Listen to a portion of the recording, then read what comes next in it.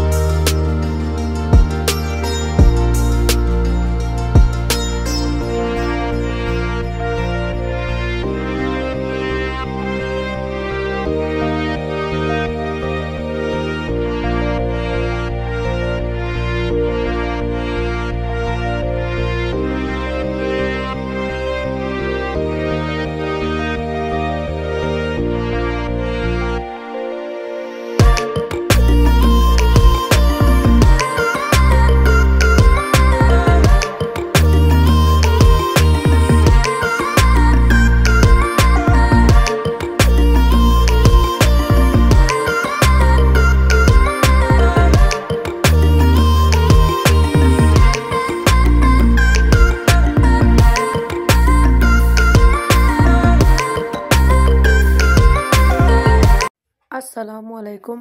मेरा नाम शमा तबस्सुम है। मैं Saint Teresa women's TTI second year DLED में पढ़ती हूँ। तो बच्चों, आज की हमारी कहानी है लोमड़ी और सारस की कहानी। आइए बच्चों, सारस और लोमड़ी की कहानी को सुनते हैं। ठीक है। एक जंगल में एक लोमड़ी और सारस रहते थे। सारस मछलियां पकड़ने नदी पर आता था। कभी कभार वो लोमड़ी को भी मछली खाने के लिए दे देता था और फिर इस तरह इन दोनों के दरमियान अच्छी खासी दोस्ती हो गई। वो दोनों दोस्त बन गए थे। एक दिन लोमड़ी ने सारस से कहा, क्या तुम मेरे घर खाने पर आओगे? लोमड़ी बगोले को दावत पर बुलाती है। सारस ने लोमड़ी की दावत कबूल कर ली, यानी वो लोमड़ी के घर जाने के लिए तैयार हो गया। अगले दिन सारस लोमड़ी के घर पहुंचा। देखिए आगे क्या होता है। लोमड़ी ने मज़ेदार शोरबा बनाकर 2 प्लेटों में डालकर मेज पर रख दिया। लोमड़ी मज़े ले लेकर शोरबा पीने लगी। लोमड़ी को शोरबा बहुत पसंद आया। सारस अपनी गर्दन और चोंच लंबी होने की वजह से प्लेट से शोरबा नहीं पी सका। उसने 2-3 मर्तबा कोशिश की मगर वो नाकाम रहा, यानी वो शोरबा नहीं पी सका। लोमड़ी दिल ही दिल में बहुत खुश हो रही थी कि सारा शोरबा बच गया है, मैं आज मज़े करूंगी। सारस लोमड़ी को खुदा हाफिज कहकर बेचारा भूखा ही घर से वापस आ गया। कुछ दिन बाद दोबारा सारस की मुलाकात लोमड़ी से नदी पर हुई।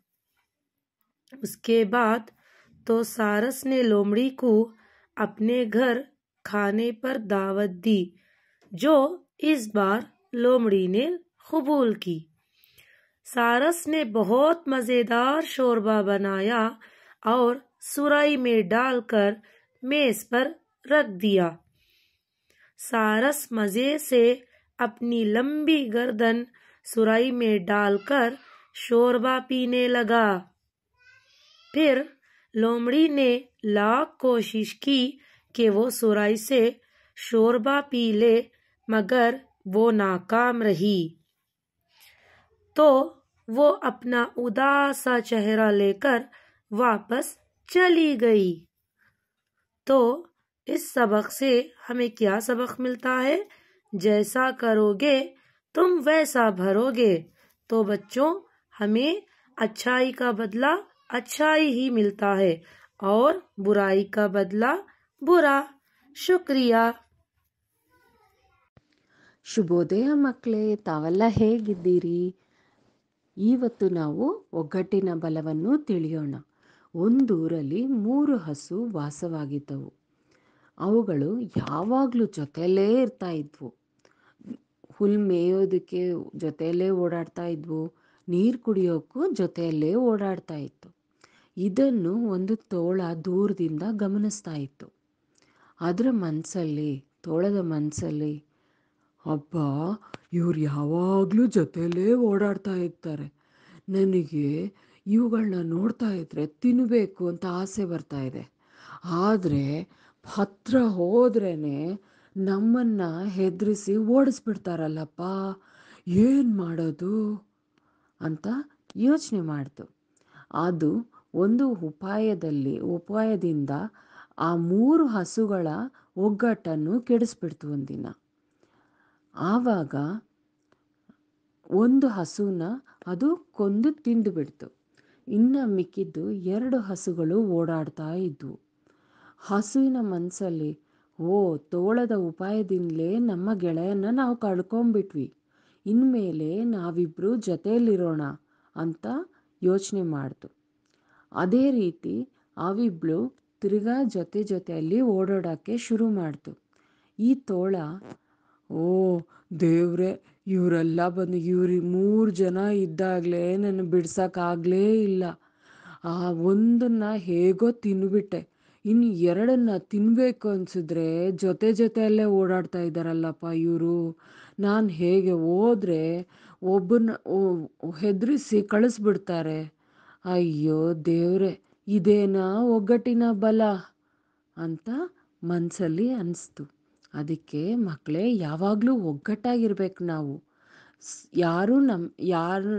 ಯಾರು ನಮ್ಮನ್ನು ಸೋಲ್ಸೋಕ್ಕಾಗಲ್ಲ.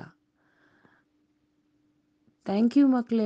एवरीवन, आज मैं आप लोगों को राजकुमार और हंस की कहानी सुनाने वाली हूँ, जिसमें 2 दृश्य के भाग है। इसमें राजकुमार गौतम, राजकुमार देवदत्त और राजा तीनों का पात्र है।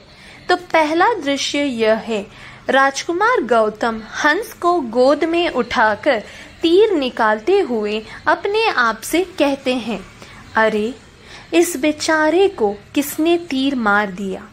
कितना सुंदर पक्षी है, पानी पिला देता हूँ, शायद बच जाएगा।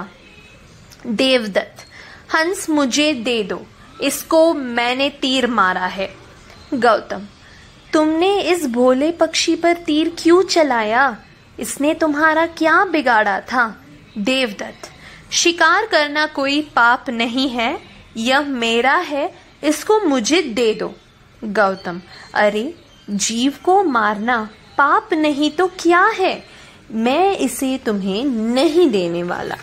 देवदत्त, तुम मेरे शिकार को नहीं ले सकते, न्याय के लिए राजा के पास चलो, वे ही इसका न्याय करेंगे। अभी दूसरा दृश्य में स्थल है राजा का दरबार और दोनों राजकुमारों को दरबार में प्रवेश किया गया है हंस के साथ। गौतम, महाराज, यह हंस मेरा है। देवदत्त, नहीं नहीं महाराज, यह हंस मेरा है। गौतम, महाराज, मैंने इसको जीवन दिया है। देवदत्त, महाराज, मैंने इस पर तीर मारा है, इसीलिए यह मेरा शिकार है। राजा थोड़ी देर तक सोचते हैं, सोचकर कहते हैं, बालक, यह हंस गौतम का है, क्योंकि मारने वाले से बचाने वाला का अधिकार अधिक होता है, इसीलिए यह हंस गौतम के पास ही रहेगा। तो राजा हंस गौतम को देते हुए कहते हैं, अभी यह तुम्हारा है। तो गौतम बहुत खुश होते हैं और यह रही हमारी कहानी का अंत। धन्यवाद। ಒಂದು ಊರಿನಲ್ಲಿ ಒಬ್ಬ ಶಿಲ್ಪಿಯು ಇದ್ದನು. ಅವನು ತನ್ನ ಶಿಲ್ಪಗಳಿಂದ ತುಂಬ ಕಲಾಕೃತಿಗಳನ್ನು ಮಾಡಿ ಜನರನ್ನು ಮೆಚ್ಚಿಸಿದ್ದನು. ಅವನು ಒಂದು ದಿನ 3 ಕಲ್ಲುಗಳನ್ನು ತಂದನು. ಉಳಿ ಮತ್ತು ಸುತ್ತಿಗೆ ಸಹಾಯದಿಂದ ಮೊದಲನೇ ಕಲ್ಲನ್ನು ಕೆತ್ತಲು ಪ್ರಾರಂಭಿಸಿದನು. ಆ ಶಿಲ್ಪಿಯ ಏಟನ್ನು ತಾಳಲಾರದೆ ಮೊದಲನೇ ಕಲ್ಲು, ಶಿಲ್ಪಿ, ನನ್ನನ್ನು ಬಿಟ್ಟು ಬಿಡು, ನನಗೆ ತುಂಬ ನೋವಾಗುತ್ತಿದೆ ಎಂದು ಕೇಳಿಕೊಂಡಿತು. ಶಿಲ್ಪಿಯು ಆ ಕಲ್ಲಿನ ಮಾತನ್ನು ಕೇಳಿ ಆ ಮೊದಲನೇ ಕಲ್ಲನ್ನು ಪಕ್ಕಕ್ಕೆ ಇಟ್ಟನು. ನಂತರ 2ನೇ ಕಲ್ಲನ್ನು ಕೆತ್ತಲು ಪ್ರಾರಂಭಿಸಿದನು. ಆ ಕಲ್ಲು ಸಹ ಏಟನ್ನು ತಾಳಲಾರದೆ ಶಿಲ್ಪಿ, ಅಯ್ಯೋ, ನನಗೆ ತುಂಬ ನೋವಾಗುತ್ತದೆ, ಬಿಟ್ಟು ಬಿಡು ಎಂದು ಮತ್ತೆ ಗೋಗರೆಯಿತು. ಶಿಲ್ಪಿಯು ಬೇಸರದಿಂದ ಆ 2ನೇ ಕಲ್ಲನ್ನು ಸಹ ಪಕ್ಕಕ್ಕೆ ಇಟ್ಬಿಡ್ತಾನೆ. ಆವಾಗ ಏನು ಮಾಡ್ತಾನೆ, ತುಂಬ ಬೇಸರ ಮಾಡಿಕೊಂಡು 3ನೇ ಕಲ್ಲನ್ನು ತೆಗೊಳ್ತಾನೆ. ಆವಾಗ 3ನೇ ಕಲ್ಲನ್ನು ಕೆತ್ತಲು ಸಹ ಪ್ರಾರಂಭ ಮಾಡ್ತಾನೆ. ಆವಾಗ ಏನು ಮಾಡುತ್ತೆ, ಆ 3ನೇ ಕಲ್ಲು ಶಿಲ್ಪಿಯ ಎಲ್ಲ ಏಟುಗಳನ್ನು ತಡೆದುಕೊಳ್ಳುತ್ತೆ. ಆವಾಗ ಒಂದು ಸುಂದರ ಮೂರ್ತಿಯಾಗುತ್ತೆ. ಆಮೇಲೆ ಶಿಲ್ಪಿ ಆ ಕಲ್ಲನ್ನು ಸುಂದರ ಮೂರ್ತಿಯನ್ನು ಮಾಡಿ ಪಕ್ಕಕ್ಕೆ ಇಡ್ತಾನೆ. ಮಾರನೇ ದಿನ ಜನರು ಗುಂಪು ಗುಂಪಾಗಿ ನಿಂತಿದ್ದರು.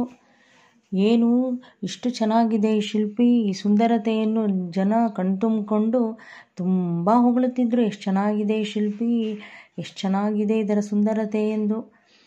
ಆವಾಗ ಪಕ್ಕದಲ್ಲಿದ್ದ 2 ಕಲ್ಲುಗಳು ಜನರ ಹೊಗಳಿಗೆ ಮಾತನ್ನು ಕೇಳಿ ತುಂಬಾ ಬೇಸರ ಮಾಡಿಕೊಂಡ್ವು.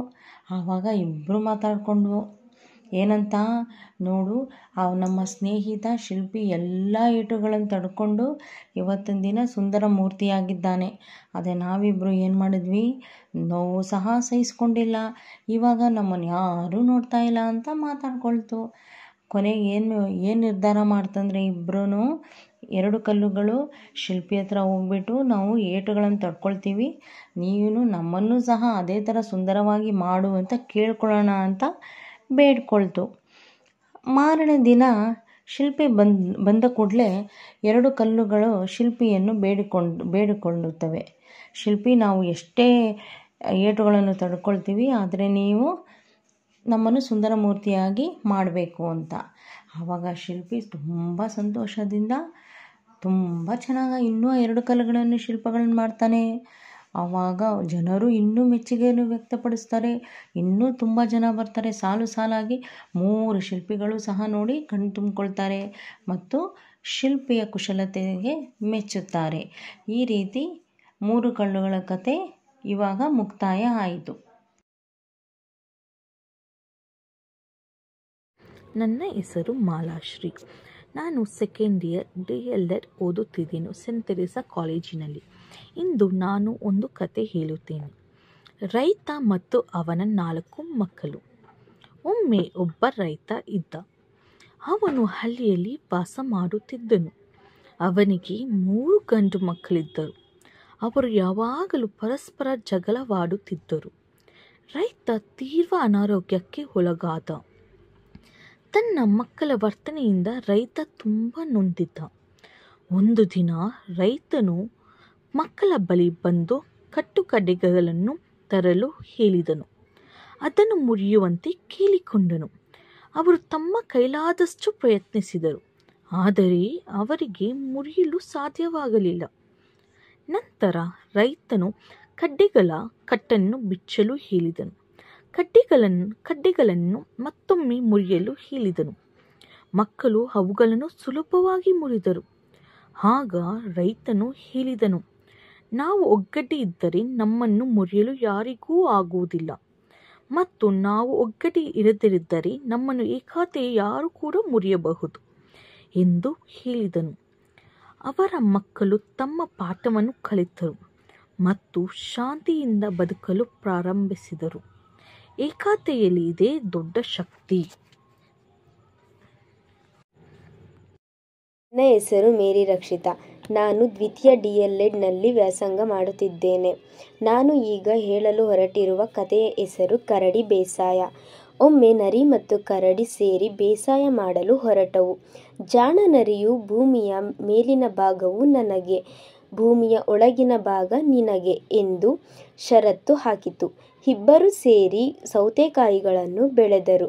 ಸೌತೆಕಾಯಿಗಳು ನರಿಯ ಪಾಲಾದವು, ಏಕೆಂದರೆ ಅದು ಭೂಮಿಯ ಮೇಲಿನ ಭಾಗವಾಗಿತ್ತು ಹಾಗೂ ಭೂಮಿಯ ಒಳಭಾಗದಲ್ಲಿ ಬೇರು ಮಾತ್ರ ಸಿಕ್ಕಿತು. ಅದು ಕರಡಿಗೆ ದೊರಕಿತು. ಬೇಸರದಿಂದ ಕರಡಿಯು, ಈ ಬಾರಿ ನನಗೆ ಭೂಮಿಯ ಮೇಲಿನ ಭಾಗ ಎಂದಿತು. ಹಾಗೆಯೇ ಆಗಲಿ ಎಂದು ನರಿಯು ಜಾಣತನದಿಂದ ಗೆಣಸು ಬೆಳೆಯೋಣ ಎಂದಿತು. ಕರಡಿಯು ಒಪ್ಪಿತು. ಮತ್ತೆ ಗೆಣಸು ನರಿಯ ಪಾಲಾಯಿತು. ಗಿಡಗಳು ಮಾತ್ರ ಕರಡಿಗೆ ಸಿಕ್ಕಿತು. ನರಿಯ ಮೋಸಗಾರಿಕೆ ತಿಳಿದ ಕರಡಿಯು ಅದರ ಸಹವಾಸವೇ ಬೇಡ ಎಂದು ಹೊರಟು ಹೋಯಿತು. ಧನ್ಯವಾದಗಳು. ಶುಭೋದಯ. ನನ್ನ ಹೆಸರು ಒರೋಕೆ ಮೇರಿ ಸೆಲಿನ್. ನಾನು ಸೆಂಟ್ ತೆರೇಸಾಸ್ ಕಾಲೇಜಿನಲ್ಲಿ ದ್ವಿತೀಯ DLED ಓದುತ್ತಿದ್ದೇನೆ. ಕತ್ತೆಯ ಉಪಾಯ. ಬಟ್ಟೆ ವ್ಯಾಪಾರಿಯೊಬ್ಬ ಕತ್ತೆ ಹಾಗೂ ಕುದುರೆಯನ್ನು ಸಾಕಿಕೊಂಡಿದ್ದ. ಕತ್ತೆಗೆ ಭಾರವಾದ ಬಟ್ಟೆ ಮೂಟೆಗಳನ್ನು ಹೊರಿಸಿ ಕುದುರೆ ಮೇಲೆ ಕುಳಿತು ಪ್ರಯಾಣ ಆರಂಭಿಸಿದ್ದ. ಮಾರ್ಗ ಮಧ್ಯೆ ದಣಿವಾರಿಸಿಕೊಳ್ಳಲು ಮರದಡಿ ವಿರಾಮಿಸಿದ್ದ.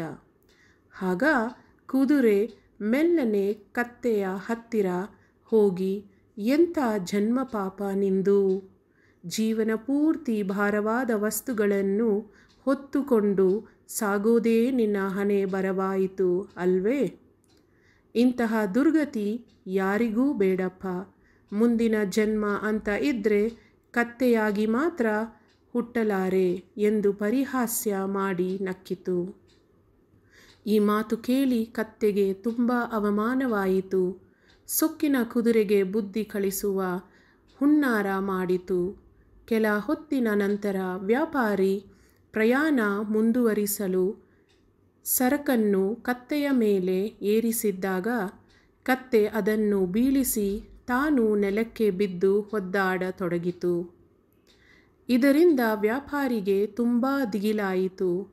ಅಯ್ಯೋ ಪಾಪ, ಕತ್ತೆಯ ಆರೋಗ್ಯ ಸರಿಯಿಲ್ಲವೆಂದು ತೋರುತ್ತದೆ ಎಂದುಕೊಂಡು ಆ ಭಾರವಾದ ಬಟ್ಟೆ ಮೂಟೆಗಳನ್ನು ಕುದುರೆ ಮೇಲೆ ಹೊರಿಸಿ ಪ್ರಯಾಣ ಮುಂದುವರಿಸಿದ್ದ.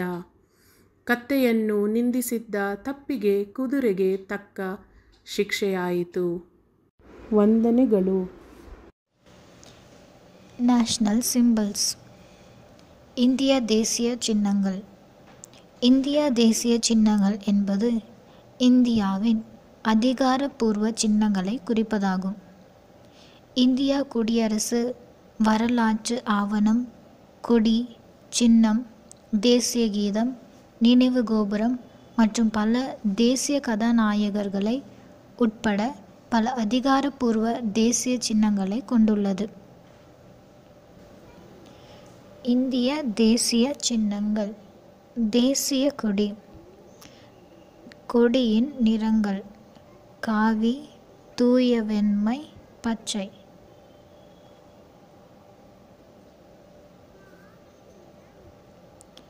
காவி நிறம் பலம் மற்றும் தைரியத்தையும், வெண்மை நிறம் உண்மை மற்றும் அமைதியையும், பச்சை நிறம் வளர்ச்சி, பசுமை மற்றும் விவசாய செழிப்பை ಕಾಟುವುದಾಗ அமைந்துள்ளது.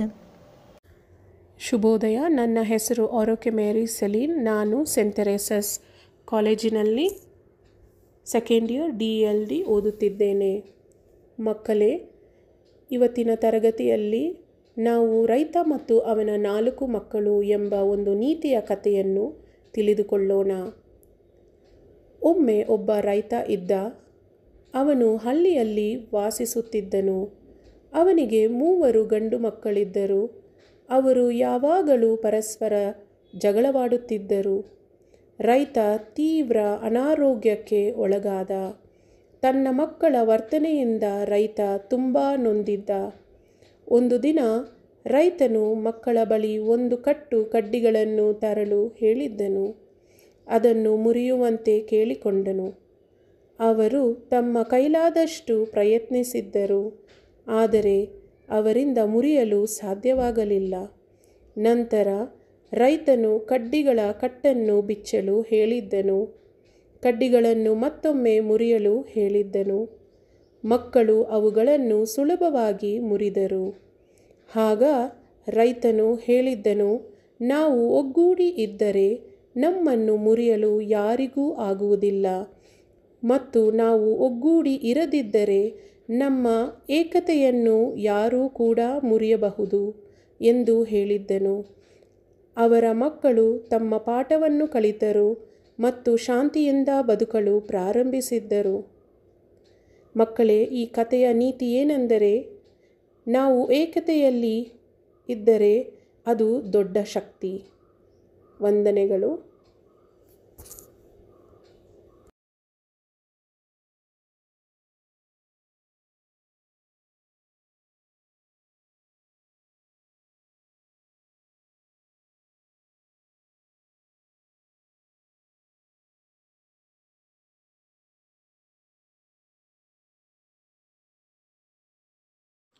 எனது பெயர் பிரீதா. நான் சென்ட் தெரேசா மகளிர் ஆசிரியர் பயிற்சி நிறுவனத்தில் 1ஆம் வருடம் DLED படித்து வருகிறேன். நான் இன்றைக்கு மலையும் எதிரொலியும் என்ற பாடத்தை பற்றி சொல்லப் போகிறேன். தந்தையும் மகனும் மலைப்பகுதியில் நடந்து சென்று கொண்டிருந்தனர். அப்பொழுது திடீரென்று மகன் கீழே விழுந்து அடிபட்டு ஆ என்று கத்தினான். என்ன ஆச்சரியம்! அவனுடைய சத்தம் அவனுக்கே திருப்பி கேட்டது, ஆ என்று. அவன் ஆவலுடன் யார் நீ என்று கேட்டான். திரும்ப அவனுக்கு யார் நீ என்ற ஒலி கேட்டது. உன்னை எனக்கு ரொம்ப பிடிக்கிறது என்று மலையை பார்த்து அவன் கத்தினான். உடனே மலையும் உன்னை எனக்கு ரொம்ப பிடித்திருக்கிறது என்று பதிலளித்தது. இதை கேட்டதும் அவனுக்கு கோபம் வந்துவிட்டது. உன்னால் நேரில் வர முடியாதா என்று திட்டினான். அவனுக்கு மறுபடியும் அதே பதிலே வந்தது. உன்னால் நேரில் வர முடியாதா? அவன் தன்னுடைய தந்தையை பார்த்து, அப்பா, இங்கு என்ன நடக்கிறது என்று கேட்டான். அவனுடைய அப்பா சிரித்துக்கொண்டே, மகனே, கவனமாக கேள் என்றார். இப்பொழுது அவர் மலையை பார்த்து, நீ ஒரு வெற்றி வீரன் என்றார். அந்த மலையும் நீ ஒரு வெற்றி வீரன் என்று திரும்ப சொன்னது. அந்த சிறுவனுக்கு மிகவும் வியப்பாக இருந்தது. ஆனால் அவனுக்கு ஒன்றும் புரியவில்லை. அவனுடைய அப்பா, இதை எல்லாரும் எதிரொலி என்று கூறுவார், ஆனால் வாழ்க்கைக்கான தத்துவம் இது. நாம் தருவதை எல்லாம் அது நமக்கு திருப்பி தரும். நம்முடைய வாழ்க்கை நம்முடைய செயல்பாட்டின் எதிரொலிதான். அடுத்தவர் உன்மீது அன்பு செலுத்த வேண்டும் என விரும்பினால் அடுத்தவர் மீது நீ அன்பு செலுத்த வேண்டும். நீ மற்றவர்களிடம் அதிகமான திறமையை எதிர்பார்த்தால் முதலில் உன்னுடைய திறமையை அதிகரித்துக்கொள். நாம் எதை கொடுக்கிறோமோ அதையே வாழ்க்கை நமக்கும் திருப்பி கொடுக்கிறது. உன்னுடைய வாழ்க்கை எதிர்பாராமல் நடக்கும் ஒன்றன்று. அது உன்னுடைய எதிரொலிதான் என்று கூறி முடித்தார் தந்தை. இந்த கதையில் என்ன புரிகிறது? நாம் செய்கின்ற செயல்களே நன்மையும் தீமையும் விளைவிக்கின்றன. அதனால் நாம் எப்பொழுதும் நன்மை செய்ய விரும்ப வேண்டும். தீமையை விட்டு விலக வேண்டும். நன்மை செய்வதை நாட வேண்டும். தீமையை விட்டு விலக வேண்டும் என்பதே. நன்றி, வணக்கம். Hello everyone, myself Iram from first year DLED. Today I am going to do subject Hindi, topic Naye Joote of class 4th standard. So let us begin.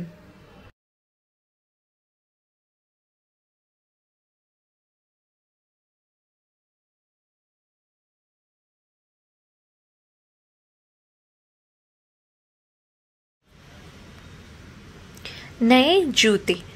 Iran के एक सुंदर नगर शिराज में एक लड़का रहता था।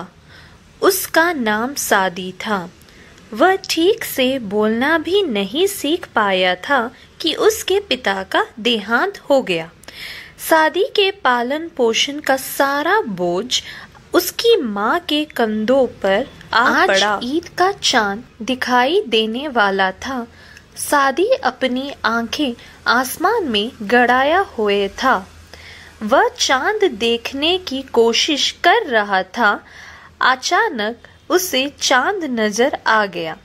वह दौड़ता हुआ अपनी माँ के पास पहुंचा। खुशी के मारे माँ से लिपटा हुआ बोला, अम्मी अम्मी देखिए चांद दिख गया, कल ईद होगी ना? माँ ने मुस्कुराते हुए कहा, हाँ बेटा कल ईद होगी। सादी बोला, अम्मी मेरे नए जूते अभी तक नहीं आए। आपने कहा था कि ईद से पहले दिला दूंगी। यह सुनकर माँ के चेहरे पर उदासी छा गई। सादी के पिता की मृत्यु के बाद वे किसी न किसी तरह अपने लाडले बेटे की हर जरूरत को पूरी कर रही थीं। इस ईद पर नए कपड़े तो जैसे तैसे मिल गए थे, लेकिन वह नए जूते कहाँ से लाए? माँ की आंखें आंसुओं से भर आई। उसको रोता देखकर सादी बोला, अम्मी आप रोने लगी? गोली मारो जूतों को, मुझे नहीं चाहिए ऐसे जूते। लेकिन रात को बिस्तर पर लेटकर वह सोचने लगा, खुदा ने हमें गरीब क्यों बनाया? कल ईदगाह पर मेरे सारे दोस्त मेरा मजाक उड़ाएंगे। ऐसा सोचते सोचते उसकी आंख लग गई। आधी रात बीत चुकी थी। उसने एक सपना देखा। सपने में अचानक प्रकाश की एक किरण चमकी और हल्की सी आहट हुई। सादी घबरा गया और डर के मारे उसे पसीना छूटने लगा। उसने देखा सामने एक सुंदर चेहरे वाला व्यक्ति खड़ा है। उसने सादी से कहा, आओ मेरे साथ, मैं तुम्हें एक जगह दिखाता हूँ। वहां पहुंचकर खुदा के बारे में तुम्हारी सारी शिकायतें दूर हो जाएंगी। अब सोचना कि सादी को नए जूते मिलेंगे या नहीं। समझ गया कि वह कोई देवदूत है। वह डर और घबराहट को भूलकर उसके साथ चल पड़ा। थोड़ी देर बाद वे दोनों एक आलीशान इमारत के सामने खड़े थे। देवदूत ने इमारत की तरफ इशारा करके कहा, मेरे प्यारे बच्चे आगे बढ़ो और दरवाजा खोलकर अंदर जाओ। सादी ने दरवाजे को हाथ लगाया। दरवाजा अपने आप खुल गया। अंदर 3 व्यक्ति अपनी अपनी बेबसी का रोना रो रहे थे। पहला व्यक्ति रो रो कर कह रहा था, ए खुदा मेरी सारी धन दौलत ले ले, लेकिन मुझे आंखों की रोशनी दे दे। दूसरा आदमी की गिड़गिड़ाहट बड़ी दर्दनाक थी। वह कह रहा था, ए खुदा तूने मुझे दुनिया की हर चीज दी, धन दौलत महाल और इज्जत दी, लेकिन टांगे नहीं दी। एक खुदा। तीसरा आदमी भी बहुत दर्द भरी आवाज में कह रहा था, ए खुदा मुझे तू सुनने की ताकत दे दे और मुझसे दुनिया की हर चीज छीन ले।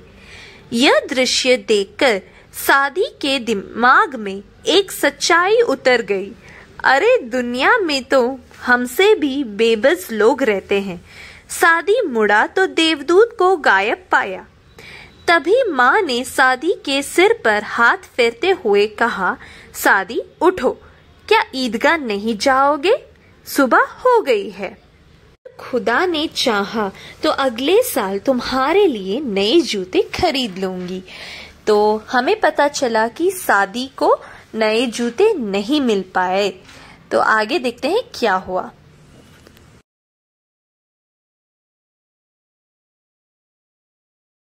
सपने की सारी कहानी माँ को सुनाकर वह बोला, अम्मी, मैं नहीं जानता था कि दुनिया में इतने बेबस लोग भी रहते हैं जिनके पास देखने, सुनने और चलने फिरने की ताकत भी नहीं होती।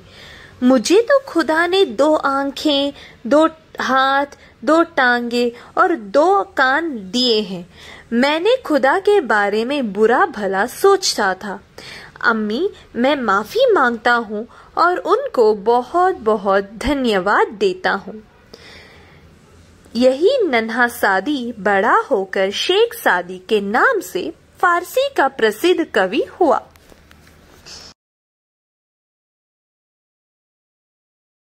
Thank you.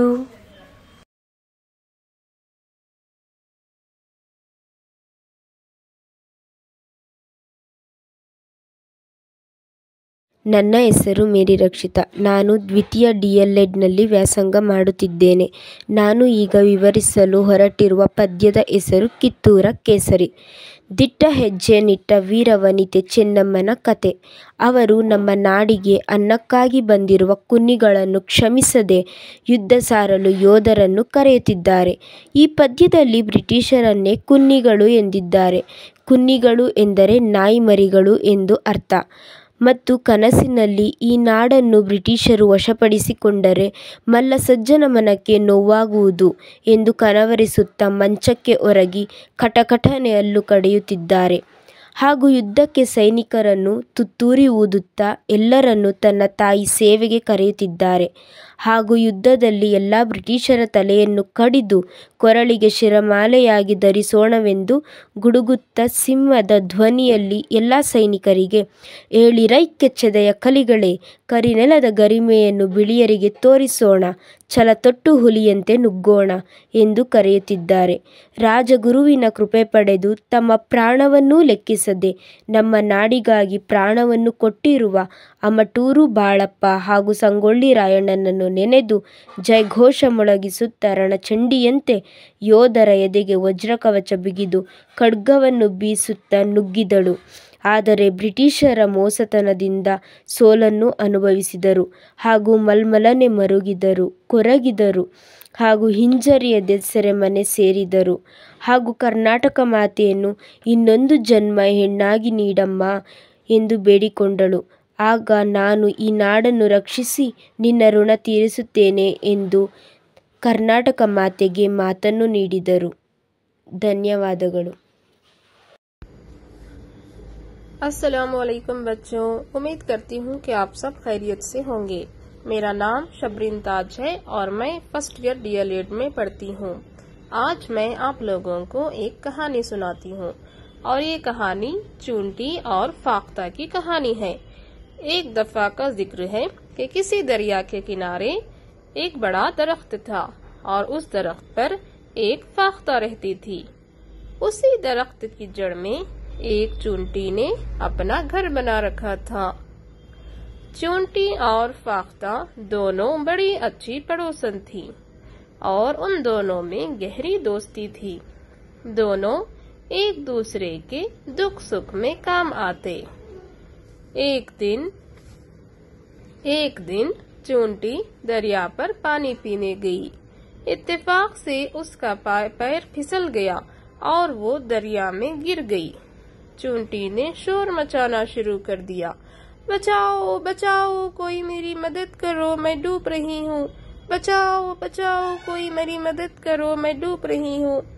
फाख्ता ने अपनी पड़ोसन को मुसीबत में देखा तो फौरन दरख्त से एक पत्ता तोड़ा और दरिया में डाल दिया। चूंटी पत्ते पर सवार हो गई और पत्ता किनारे आ लगा।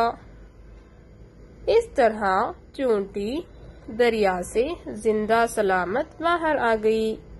चूंटी ने अपनी पड़ोसन फाख्ता का शुक्रिया अदा किया और दिल में सोचा कि फाख्ता तो बड़ी नेक है, उसने मुसीबत में मेरी मदद की। अगर कभी फाख्ता किसी मुसीबत में गिरफ्तार हो गई तो मैं उसकी मदद जरूर करूंगी। फिर दिन गुजरते गए। चंद दिन बाद एक शिकारी वहां आ गया। फाख्ता को देखकर शिकारी ने बंदूक निकाली ताकि फाख्ता का शिकार कर सके। इत्तेफाक से चूंटी भी ये मंजर देख रही थी। चूंटी ने दिल में सोचा, अरे ये तो मेरी दोस्त फाख्ता है जिसने मुसीबत में मेरी मदद की। अब मेरी बारी है कि मैं इसकी मदद करूं। तो इत्तेफाक से तो वो दौड़ी दौड़ी गई और मौका पाकर शिकारी को ऐसा काटा कि शिकारी दर्द से तड़प उठा और बंदूक उसके हाथों से गिर गई और फाख्ता को मौका मिल गया और वो उड़ गई। इस तरह चूंटी ने फाख्ता के एहसान का बदला उतारते हुए उसकी जान बचाई। तो इस कहानी से हमें मालूम होता है कि हमें मुश्किल वक्त में दूसरों के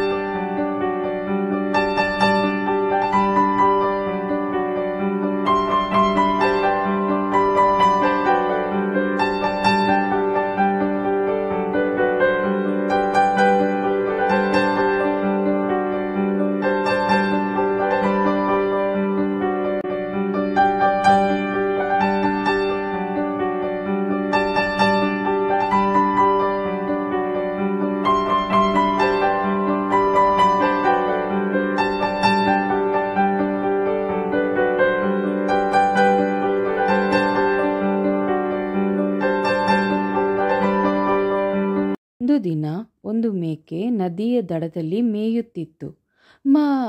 ಆ ತೀರದ ಹುಲ್ಲು ಇನ್ನೂ ಹಸಿರಾಗಿದೆ, ಅದರ ರುಚಿ ನೋಡಬೇಕು ಎನ್ನುತ್ತಾ ಇದ್ದಾಗ ನದಿ ದಾಟೋದು ಹೇಗಪ್ಪ ಅಂತ ಯೋಚಿಸಿದಾಗ ಅದು ಕಣ್ಣಿಗೆ ಮರದ ದಿಮ್ಮೊಂದು ಕಾಣಿಸಿಕೊಳ್ಳುತ್ತೆ. ಅದನ್ನು ಹತ್ತಿ ನಾವು ಆ ದಡಕ್ಕೆ ಹೋಗೋಣ ಎಂದು ಹತ್ತಲು ಪ್ರಾರಂಭಿಸಿದಾಗ ಮತ್ತೊಂದು ಕಡೆಯಿಂದ ಇನ್ನೊಂದು ಮೇಕೆ ಇರೋದನ್ನು ನೋಡುತ್ತೆ. ನಾನು ಮೊದಲು ಬಂದಿದ್ದು, ನೀನು ಇಳಿ, ನಾನು ಮೊದಲು ಹತ್ತಿದ್ದು, ನಾನು ಜಾಗ ಬಿಡಲ್ಲ, ನೀನು ಇಳಿಯಪ್ಪ, ನಾನು ಮೊದಲು ಜಾಗ ಬಿಡಲ್ಲ ಅನ್ನುತ್ತಾ ಇವರ ಮಧ್ಯೆ ಜಗಳ ಶುರುವಾಯಿತು. ಇದನ್ನು ಯೋಚಿಸ್ತಾ ಇದ್ದಾಗ ಮೊದಲನೇ ಮೇಕೆಗೆ ಅವರ ತಾತ ಹೇಳಿದ ಒಂದು ಕತೆ ಜ್ಞಾಪಕ ಬಂತು. ಅದರಲ್ಲಿ 2 ಮೇಕೆಗಳು ಜಗಳ ಆಡಿ ನದಿ ಪಾರಾದವು. ಮತ್ತೆ ಅದನ್ನು ಯೋಚಿಸಿ, ಗೆಳೆಯ ನೀನೇ ಮೊದಲು ಹೋಗು, ನಾನು ಬಗ್ಗಿ ಕುಳಿತುಕೊಳ್ತೇನೆ, ನೀನು ಜಿಗಿದು ತೀರವನ್ನು ದಾಟು ಅಂತ ಹೇಳ್ತು. ಹಾಗೇ ಆಗಲಿ ಗೆಳೆಯ ಅಂತ ಅದು ಬಗ್ಗಿದ ಕೂಡಲೇ ತಾನು ಅದರ ಮೇಲೆ ಜಿಗಿದು ಮತ್ತೊಂದು ದಡ ಸೇರಿಕೊಳ್ತು. ಹೀಗೆ ಇಬ್ಬರು ಒಬ್ಬರನ್ನೊಬ್ಬರು